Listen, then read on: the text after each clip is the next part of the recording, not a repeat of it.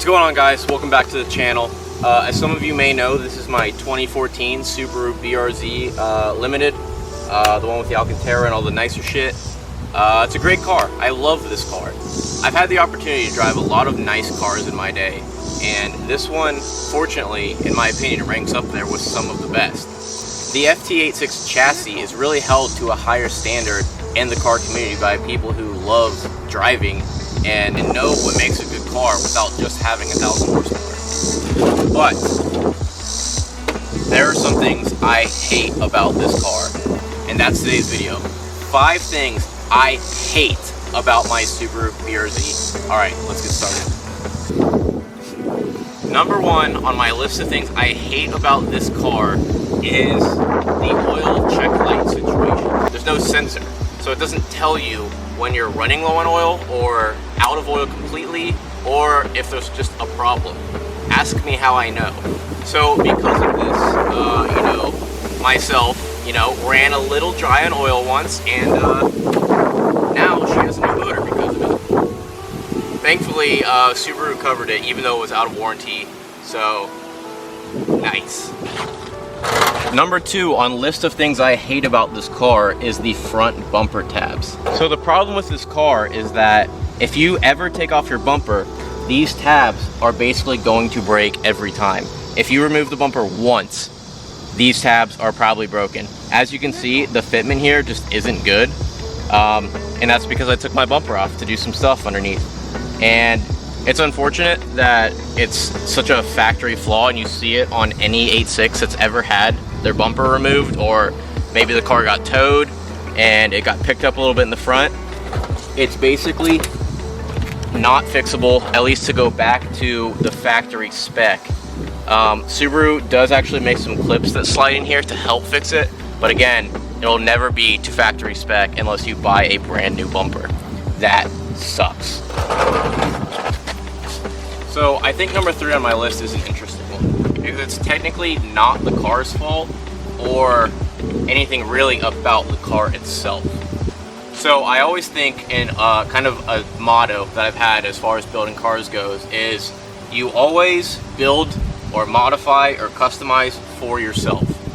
You shouldn't do it for internet points, you shouldn't do it for clout, if that's even a real thing, and you shouldn't take other people's opinions that seriously if it's something you want to do.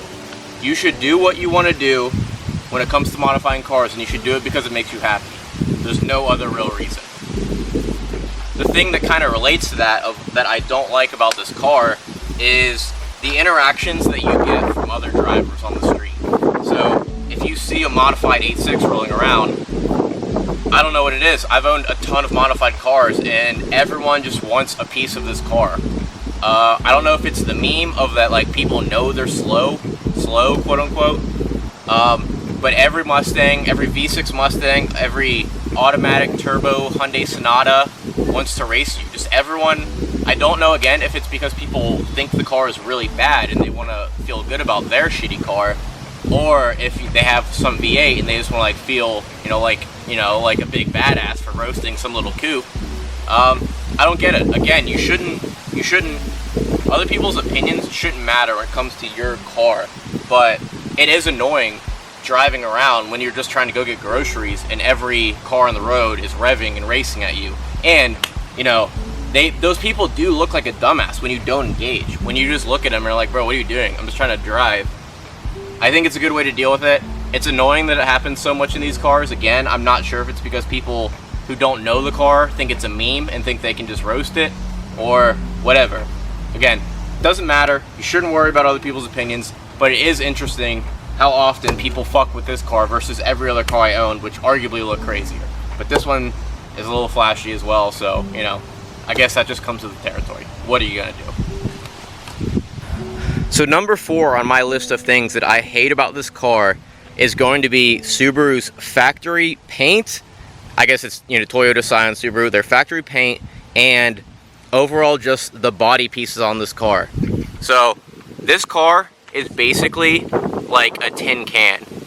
If you look right here, you can see, if you look right there, you'll see a small dent just from someone leaning on the car.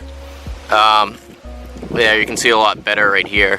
So these fenders, the hood, the doors, the roof, everything gets dented so easy if someone just leans into it. I'm gonna aim you down at my passenger door real quick, and you'll see right here 2 or 3 just crazy dings in my door that probably, you know, it's just from someone else who was opening their door and wasn't paying attention.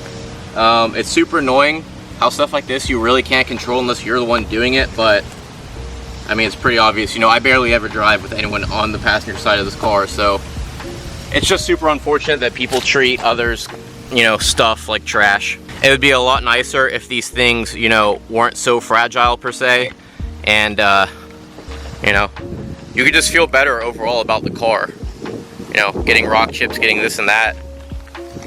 The last thing I want to talk about that I really hate about this car is the engine's capabilities. I'm getting a phone call. So, the engine's capabilities. So, when I first heard about this car, you know, what immediately came to my head was a light coupe blob-eye STI. That was my thought. And it didn't really turn out that way. So the F820 in the 8.6 chassis is just a lot different than the ones that come in WRXs, you know, just the standard Subaru boxer motor that people know of. You know, even the Subaru SUVs have tiny little turbos on them that can be cranked up to like actually produce some good power. It really bums me out that, and before we talk about it, you know, I'm tuned. You know, I have basically all the power mods you can besides a turbo. Tuned on E85. Used to have a turbocharger, and it just really bums me out that to get a good turbo setup on this car, you're gonna be spending $4 grand, $5 grand before a tune, and you're really capping out at like 350, 380 horsepower. And at that point, I think it's well known with these cars that if you're pushing 380 without building your engine, if you have oil coolers and everything, you know, your engine can go at any time, and that really sucks.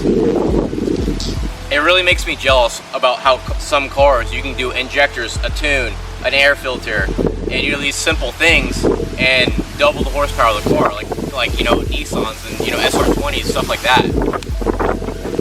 It just really bums me out that you have to put so much money into this car to make arguably kind of a lot of horsepower, and at that point, it's not safe. And if you want it to be safe, you have to put almost twice the cost. You know, when I think of this car, I think of 15 grand.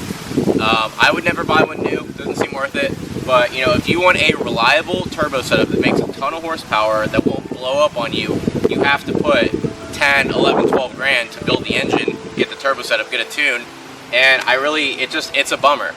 But I do love this car. Even though these are 5 things I hate about it, I think this is a great car. With what the car was meant to be, I think it does it really well. The car is a lightweight, rear-wheel drive, evenly balanced sports car that doesn't take a ton of power to get the rear end out.